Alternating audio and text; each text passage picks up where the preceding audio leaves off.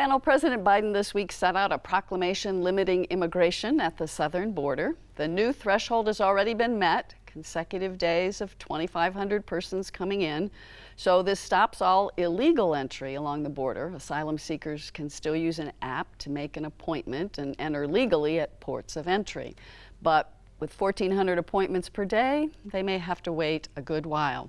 So Rick, I thought federal courts struck down something like this under President Trump. They have, and in my view, I'm not sure that President Biden would be all that unhappy to have the courts, strike down this as well. Immigration has been high on the list of things that voters have said they're worried about, and they see Trump as being much more able to deal with the situation.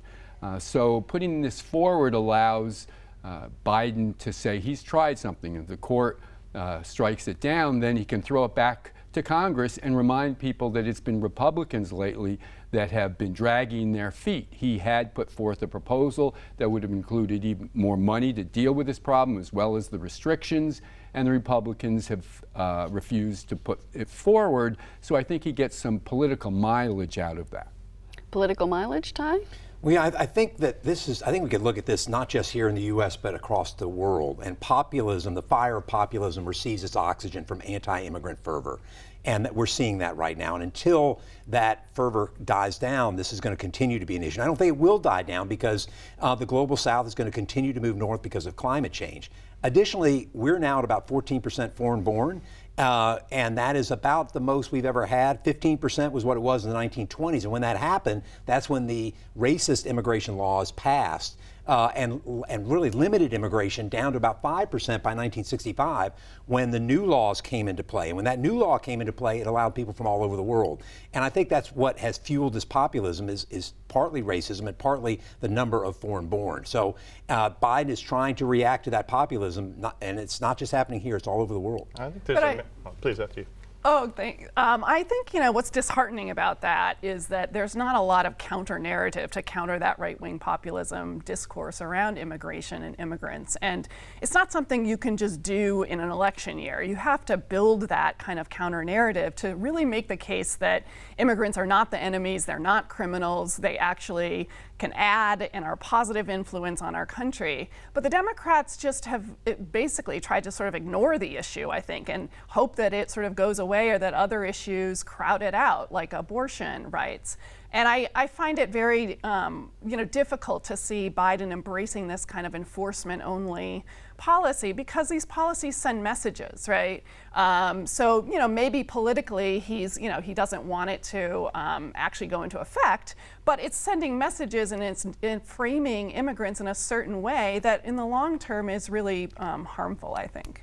I think the perception is important, as you all talked about, but the public administration reality is really important as well. I mean, we have 2 million applications that need to be processed right now for asylum, and we have 1,500 government employees who do that. Mm-hmm. It'll cost $2 billion per the government's estimate to close that gap over 5 years.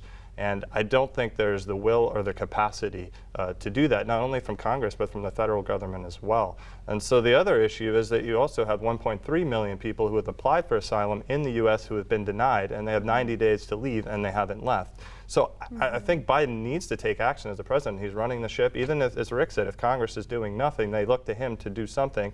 And I could see how you do this as a first step, and then hopefully if you're reelected, then you try to raise funds to start closing that gap and get people here properly. Because if there's no money attached with this, so there's not much that can be done, right, now? Right. I think one way from a public administration perspective is to try to stop the people from coming in to help get a handle on the problem and then try to close the gap. So it's kind of like step one and then money and follow through with step two. But step one, I think, is going to get struck down by the courts. Mm-hmm. So we're back to the starting point again. Well, it depends how they interpret detrimental national impact. That's the letter of the law that needs to be followed here. Obviously, Trump's policies were perceived as somewhat racist or bigoted, and so I don't think there's that element here. So I don't think it's certain that will be struck down.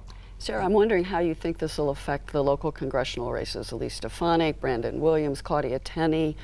How do they look at immigration and what Biden's doing? Well, I think they're in line with the right-wing Republicans on immigration, the party line on immigration, and so they are going to use it to run on for sure. And so the question, and I think I agree with Rick in the sense that I'm not sure politically this is actually going to help Biden, because honestly, people see Trump as the one who's quote best on immigration, and Biden might help neutralize the issue a little bit with maybe some independent voters, but that's not going to stop these local Republicans from running on this issue and running hard on it. But they are going to have to address the issue of why Republicans haven't acted before on his more substantive proposals. And so I think his hope is to deflect and put the pressure on them to not just say too little, too late, but then, okay, what are you going to do about it? Yeah. Ty? Yeah. Well, I think it does go back. This asylum law is an old law. It comes after World War II, when we were having when we kept Jewish people from Europe from coming in, and so international law changed to allow this asylum seekers in. But now this asylum has been changed, and with social media, everybody can put it on their app, or they can have asylum seeking much easier. And when they do that, the numbers are just overwhelming us. So I do think that the law is going to have to change. But right now, that's not going to happen as long as the Republicans see a winning political strategy, and they have it. And the Democrats, progressives just going to keep quiet, Sarah, and go along with Biden on this, even if they don't really like it? Well, some are speaking out against it. So this is politically, it's not a good strategy to choose policies to divide your own coalition. You should be picking issues that divide your opposition. So in that sense, there have been people speaking out. Representative Jayapal, for example, I actually agree with her, a lot of her criticism, right? And so I think they're going to face some pressure to dial that criticism down. We're still many months away from the election. But they make some really useful points about this rhetoric and how harmful it is and how it's not really solving the problem. And the reason why people are claiming asylum, so many, is because in part we don't have legal ways for them to get into the country. But this is part of a strategy that we're going to see both Biden and Trump follow, and that is moving toward the center. There's the median voter hypothesis that says, in order to be elected, you have to have views that are more in line with mainstream, and this is one in immigration, and Trump has tried to do it with abortion. So I think we're going to see more of this.